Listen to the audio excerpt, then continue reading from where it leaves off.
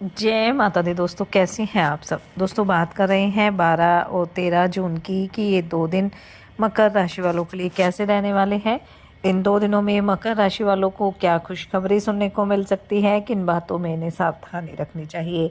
तो इन 2 दिनों का राशिफल जानने से पहले हम इन 2 दिनों का पंचांग जान लेते हैं।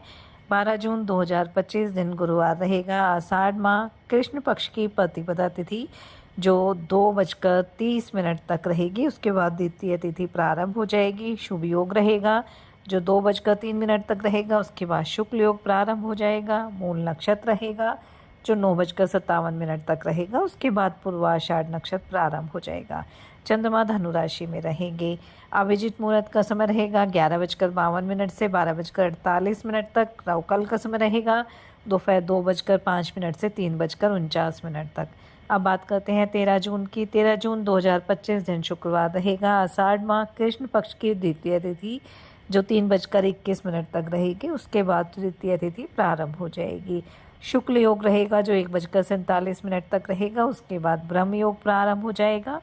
पूर्वाषाढ़ नक्षत्र रहेगा जो 11:21 तक रहेगा। उसके बाद उत्तराषाढ़ नक्षत्र प्रारंभ हो जाएगा। चंद्रमा धनु राशि में रहेंगे। अभिजित मुहूर्त का समय रहेगा 11:53 से 12:48 तक। राहुकाल का समय रहेगा 10:05 से 11:53 तक।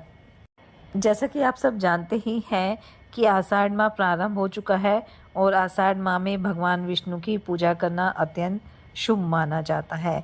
ऐसी मान्यता है कि इस मास से देवशयन आरंभ होता है, यानी भगवान विष्णु क्षीर सागर में योग निद्रा में चले जाते हैं और इसी वजह से इस माह के बाद से ही मांगलिक कार्य जैसे विवाह आदि कुछ समय के लिए वर्जित हो जाते हैं। इस माह को आध्यात्मिक दृष्टि से बेहद महत्वपूर्ण माना जाता है क्योंकि इसमें कई बड़े धार्मिक पर्व व्रत होते हैं। इस माह में देवशयनी एकादशी है, जगन्नाथ रथ यात्रा है, गुरु पूर्णिमा शामिल है। इस माह में हमें भगवान श्री हरि विष्णु की पूजा अर्चना करनी चाहिए और ओम नमो भगवते वासुदेवाय नमः मंत्र का जाप करना चाहिए। और गुरु पूर्णिमा इस माह का प्रमुख पर्व है, इसलिए इसे आध्यात्मिक दृष्टि से बेहद महत्वपूर्ण माना जाता है। इस माह में अन्न, वस्त्र, छाता, जल के कोई पात्र होते हैं, मटका या पानी की किसी भी तरह का दान है, उसे बेहद शुभ माना जाता है।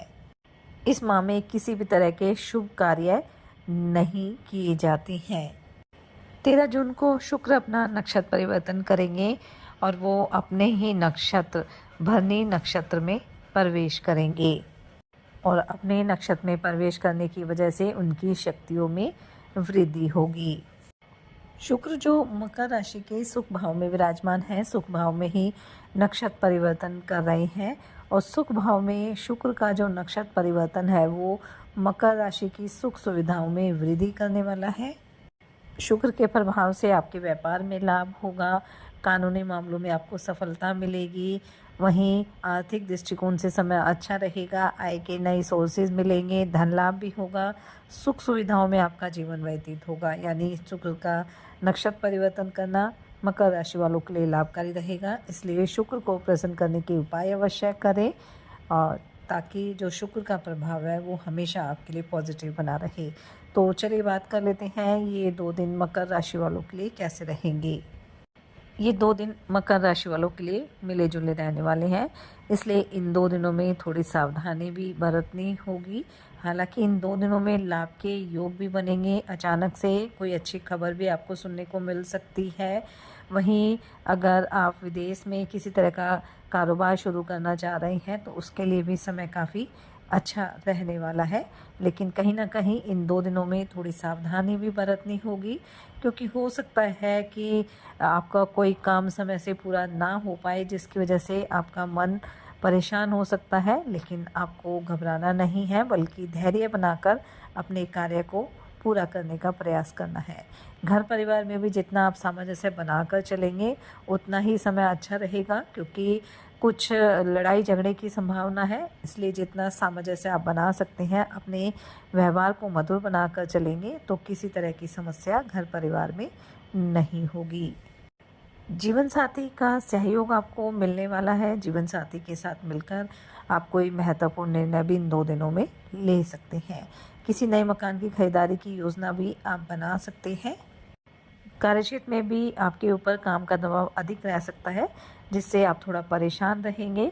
इसलिए थोड़ा आराम भी करें और धैर्यपूर्वक अपने कार्यों को पूरा करने का प्रयास करें। कारोबारियों को आपकी मेहनत का काफ़ी अच्छा फल मिलने वाला है, लेकिन कोई भी बड़ा निवेश आपको करना है तो उसमें जल्दबाजी नहीं करनी है। और ये भी ध्यान रखें कि किसी भी तरह का शॉर्टकट तरीका आपको नहीं अपनाना है। आर्थिक स्थिति बेहतर रहेगी, बस जो फिजूल खर्चे हैं उन पर थोड़ा नियंत्रण करके चलें।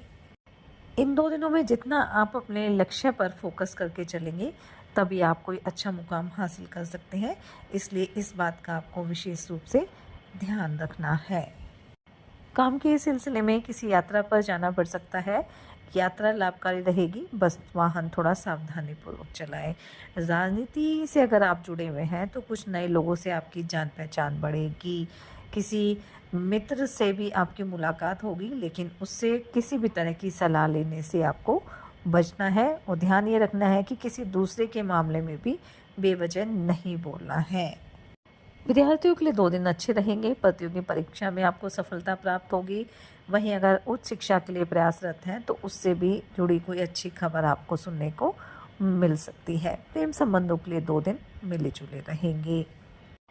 धन से संबंधित अगर कोई मुकदमा था, कोई मामला था जो लंबे समय से चल रहा था, तो वो इन 2 दिनों में दूर हो जाएगा। लेकिन फ़िलहाल पैतृक संपत्ति को लेकर किसी तरह का मामला आप ना उठाएं तो ज़्यादा बेहतर रहेगा।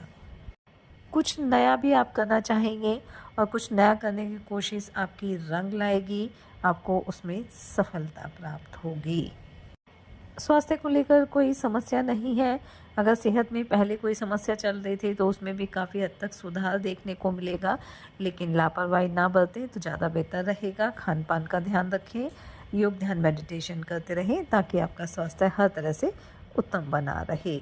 पार्टनरशिप में कोई डील फाइनल करने से पहले आपको सावधानी बरतनी है, नहीं तो आपको उसमें धोखा मिल सकता है।